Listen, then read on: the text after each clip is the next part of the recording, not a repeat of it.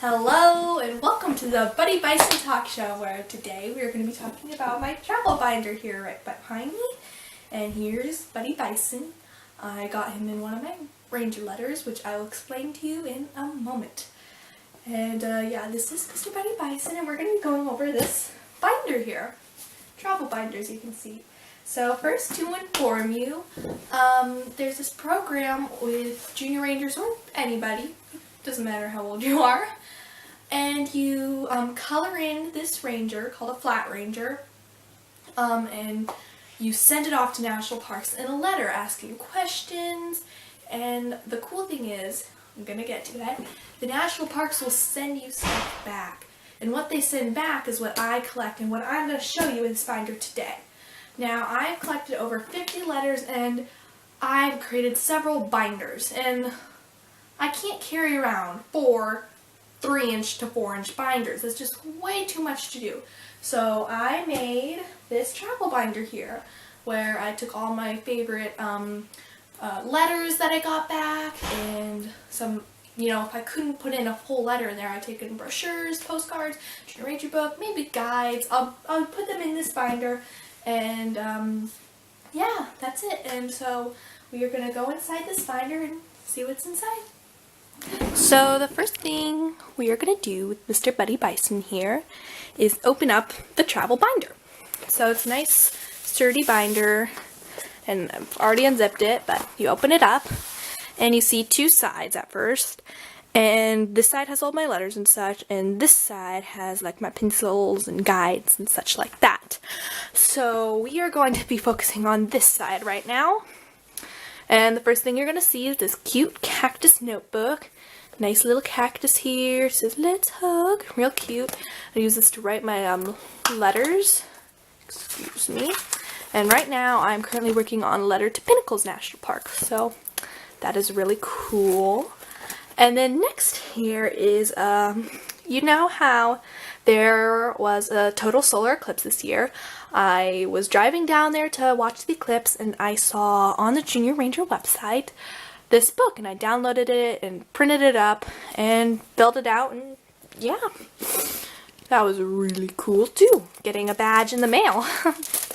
So on this side is, you can also see, or maybe you can't see, but it's a list of all 417 national units, and it's 14 pages long, so this is a very thick sheet protector.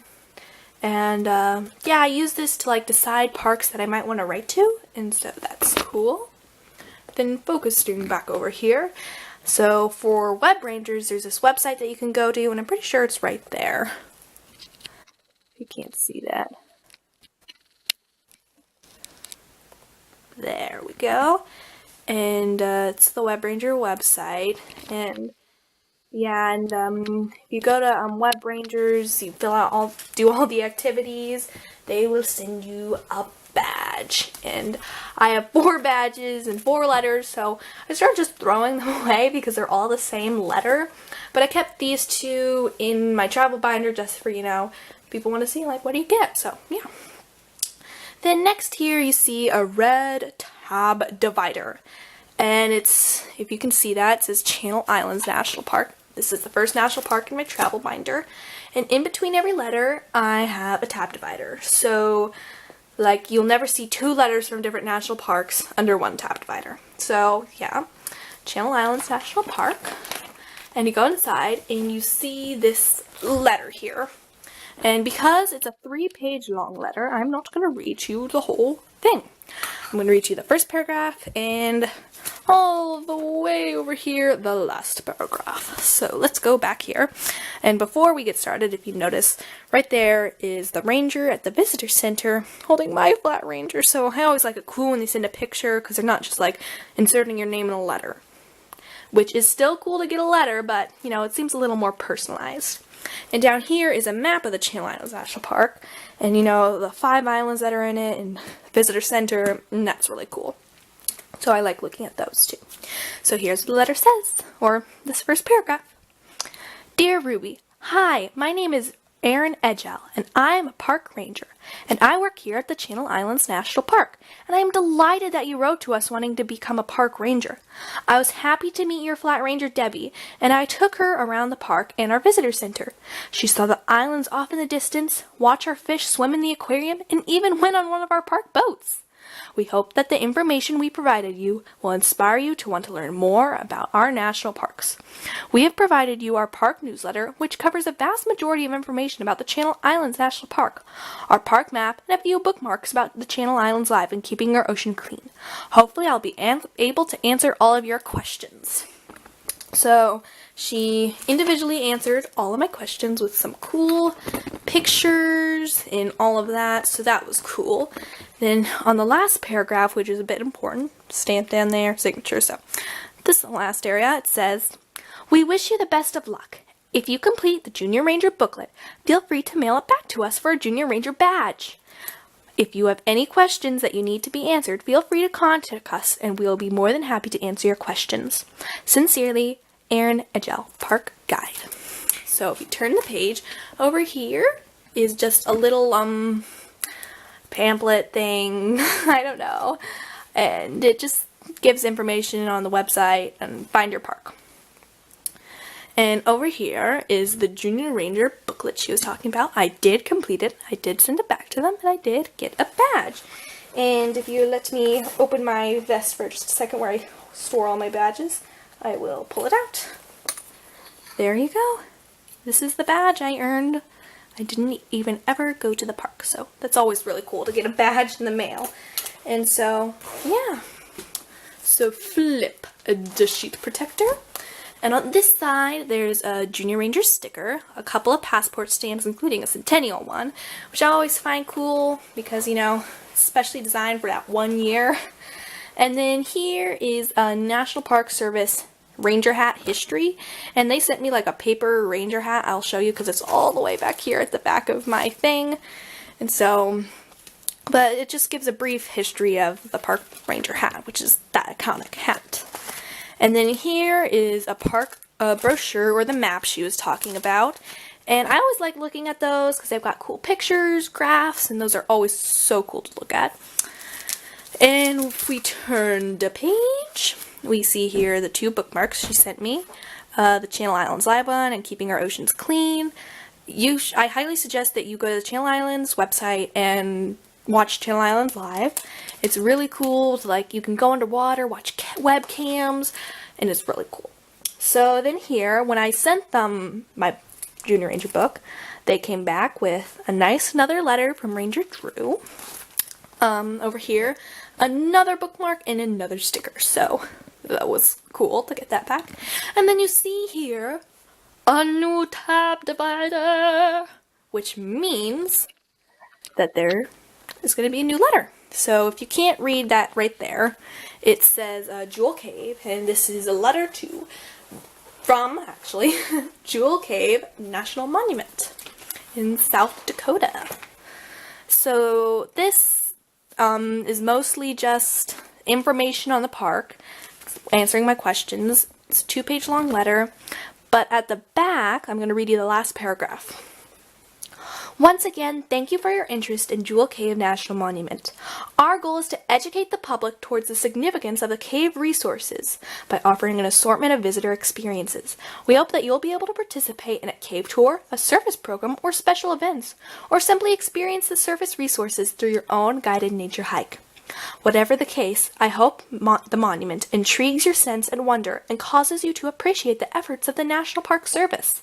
If you will send me your email address, I will send you the color of pictures I took of Ellie. And down there, if you can't see, is his email address. And then over here, he took my ranger on a tour and at every stop took a picture. And I just find that so cool. Only 2 rangers have ever done that. And it's like, man, I can't believe they did this for a total stranger just for them to learn about the park. And I found it was cool. I learned about all the cool cave formations. And then here, are bat flashcards, I guess. You can you can rip them off from each other, but I just read them and pictures, and so it's like the Bat Foundation or something. Yeah, and then here is a vacation guide to the Black Hills and Badlands. And Jewel Cave is in the Black Hills and Badlands, so that's cool. Here are a couple of brochures. This one's about the Jewel Cave Wild Caving Tour. This one's just a basic park brochure. And this one's about Battle of the Bats, about a disease that is killing bats. So that's cool. Then here is a Junior Ranger booklet. And I try to complete Junior Ranger booklets as many as I can, but sometimes it just requires you to be in the park and to do like a tour and stuff like that, so I won't be able to do it. So here is just a blank envelope that he sent me. I don't know why that was in there. And then a trail guide and a map there. I don't know why they're all in the same sheet protector when there's just an empty one here, but I'm just like too lazy to move it out. I don't know. And then here are two stamps, and that's cool.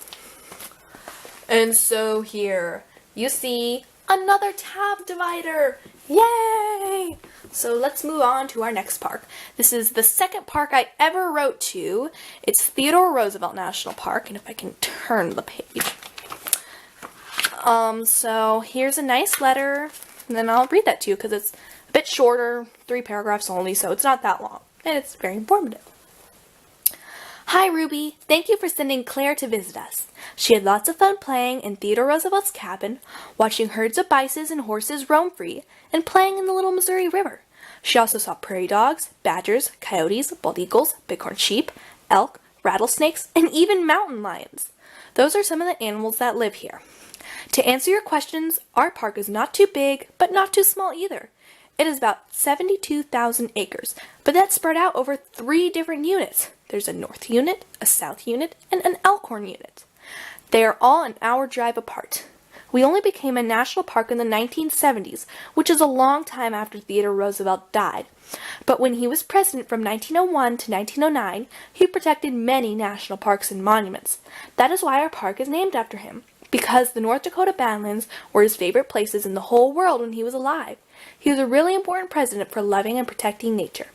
I hope you like our brochures. I saw the stamp on your envelope that said Boston, and it made me very happy because I went to Wellesley College and I miss Boston very much.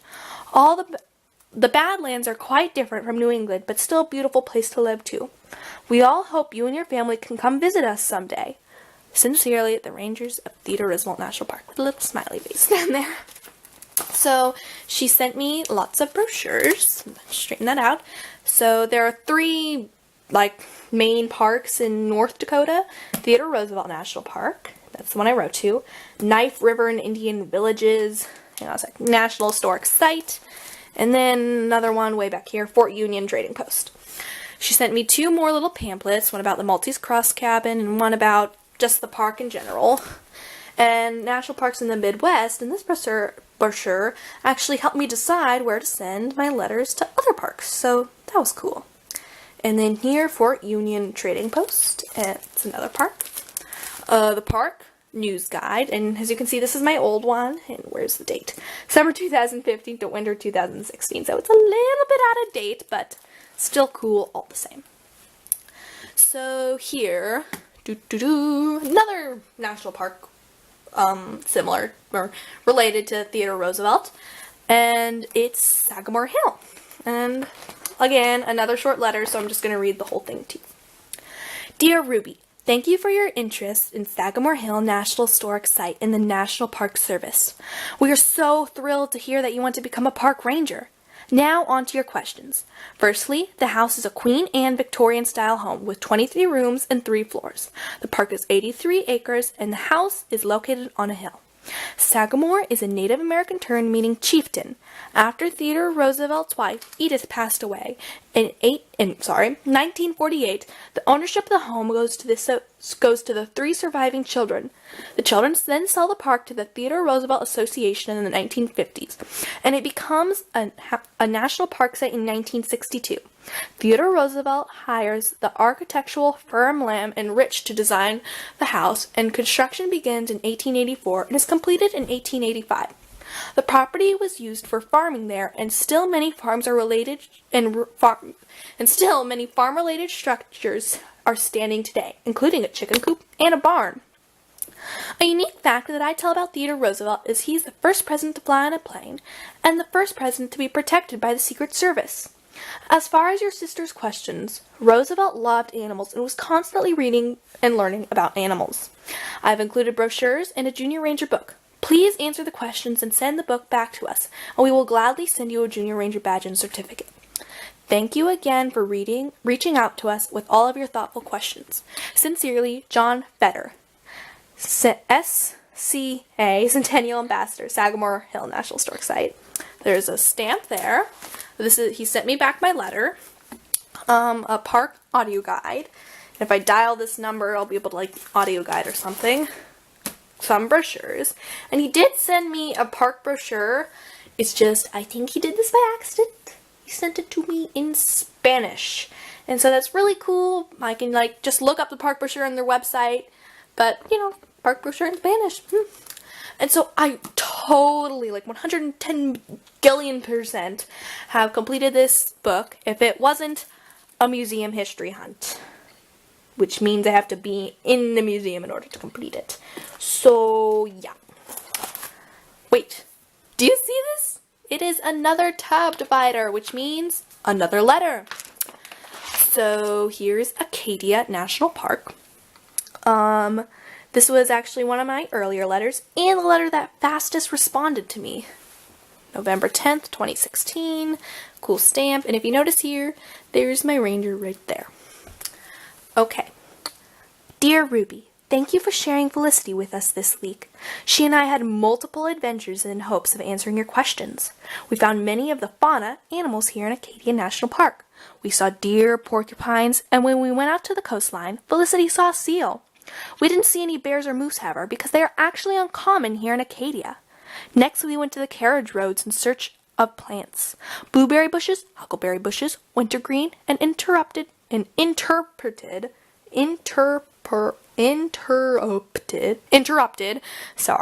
ferns were turning red, yellow all along the sides of the road. A sure sign that winter is approaching.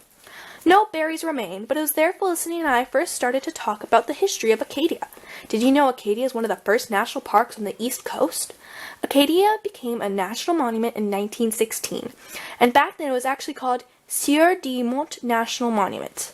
The name was then changed when we became a national park. Well, there are many different theories of how Acadia got its name.